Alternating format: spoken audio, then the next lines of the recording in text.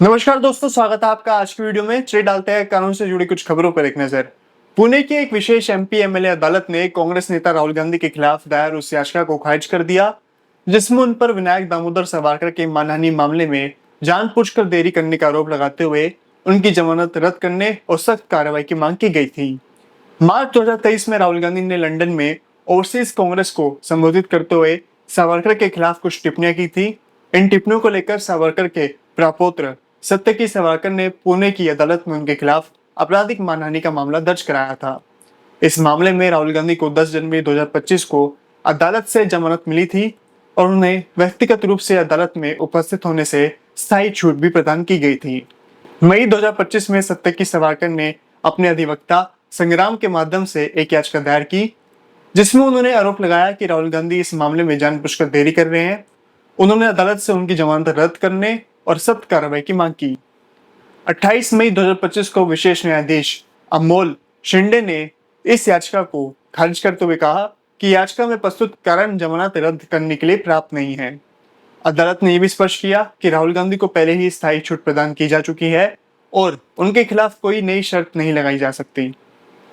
अदालत ने उड़ीसा उच्च न्यायालय के एक पूर्व निर्णय का हवाला देते हुए कहा कि जमानत रद्द करने के लिए दंड प्रक्रिया संहिता की धारा 439(2) के तहत उचित याचिका दायर की जानी चाहिए। राहुल गांधी के अधिवक्ता मिलिंद पवार ने अदालत में प्रस्तुत किया कि उनके मुवक्किल के खिलाफ आईपीसी की धारा 500 के तहत आपराधिक मानहानि का मामला दर्ज है जो एक जमानती अपराध है। उन्होंने ये भी बताया कि जमानत के समय अदालत ने कोई शर्त नहीं लगाई थी, इसलिए जमानत रद्द करने का कोई आधार नहीं है।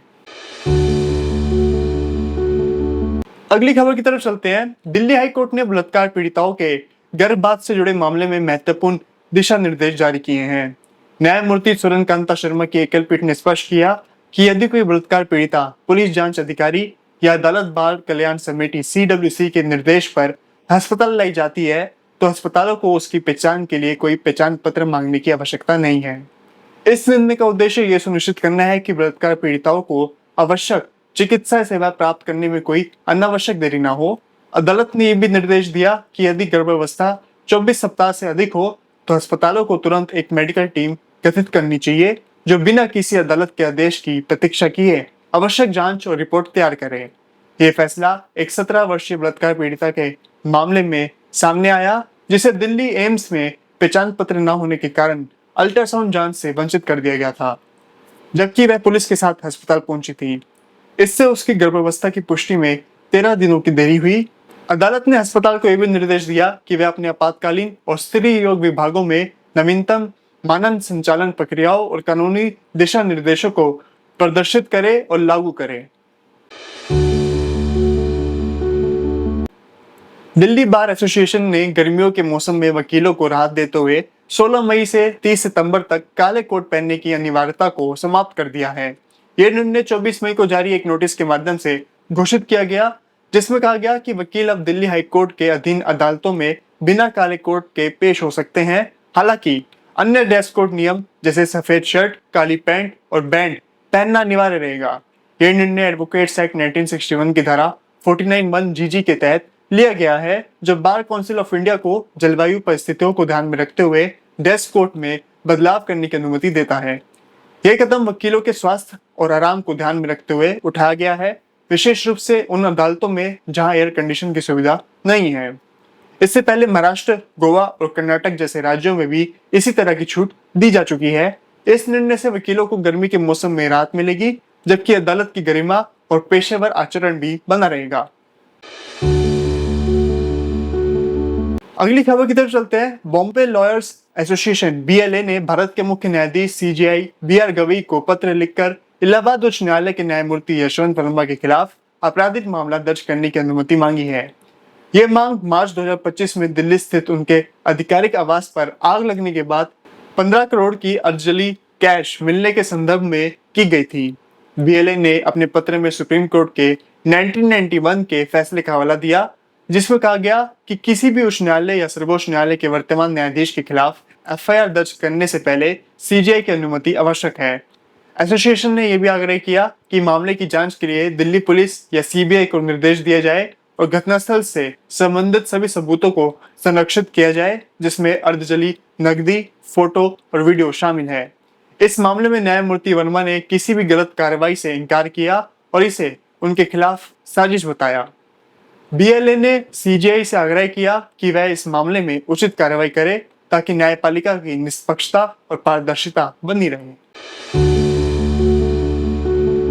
अगली खबर की तरफ चलते हैं। मध्य प्रदेश के भिंड जिले में दो पत्रकारों ने सुप्रीम कोर्ट में याचिका दायर कर आरोप लगाया कि वह अवैध रेत खनन यानी कि सैंड माफिया पर रिपोर्टिंग करने के बाद उन्हें पुलिस द्वारा हिरासत में लेकर शारीरिक और जातिगत दुर्व्यवहार किया गया, साथ ही जान से मारने की धमकी भी दी गई।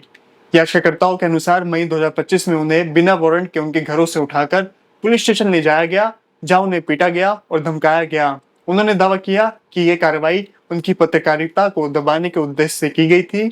सुप्रीम कोर्ट की न्यायमूर्ति संजय करोल और न्यायमूर्ति सतीश चंद्र शर्मा की पीठ ने इस मामले की तत्काल सुनवाई के लिए सहमति दी है। हालांकि पीठ ने पूछा कि याचिकाकर्ताओं ने पहले मध्य प्रदेश उच्च न्यायालय का रुख क्यों नहीं किया। याचिकाकर्ताओं के वकील ने बताया कि उन्हें जान का खतरा है, उनके पास उच्च न्यायालय जाने के लिए पर्याप्त संसाधन नहीं है। पत्रकारों ने सुप्रीम कोर्ट से अनुरोध किया कि उन्हें गिरफ्तारी से सुरक्षा प्रदान की जाए, संबंधित पुलिस अधिकारियों के खिलाफ कार्रवाई की जाए और इस मामले की स्वतंत्र जांच कराई जाए। उन्होंने ये भी मांग की कि पत्रकारों की सुरक्षा के लिए दिशा निर्देश जारी किए जाएं, विशेष रूप से उन मामलों में जहां वह पर्यावरणीय अपराधों और भ्रष्टाचार की रिपोर्टिंग कर रहे हों। अगली खबर है, हिमाचल प्रदेश हाईकोर्ट ने एक महत्वपूर्ण निर्णय में कहा कि ऑनलाइन भर्ती आवेदन में की गई अनजानी और मामूली गलती के आधार पर किसी उम्मीदवार की उम्मीदवारी रद्द नहीं की जा सकती। जस्टिस ज्योत्सना रेवल दुआ की एकल पीठ ने यह निर्णय मंजना बनाम राज्य मामले में सुनाया। मंजना ने महिला कांस्टेबल पद के लिए आवेदन करते समय गलती से अनुसूचित जाति श्रेणी का चयन कर लिया, जबकि वह अनुसूचित जनजाति से संबंधित है और उन्होंने इसका प्रमाण पत्र भी अपलोड किया। ये गलती साइबर कैफे की सहायता से फॉर्म भरते समय हुई। जब ये गलती शारीरिक दक्षता परीक्षा के दौरान सामने आई तो मंजना ने श्रेणी सुधार के लिए आयोग से अनुरोध किया, जिसे अस्वीकार कर दिया गया। इसके बाद उन्होंने हाईकोर्ट का रुख किया। अदालत ने माना कि यह एक अनजानी और वास्तविक गलती थी और मंजना को अनुसूचित जनजाति श्रेणी में आगे की चयन प्रक्रिया में भाग लेने की अनुमति दी।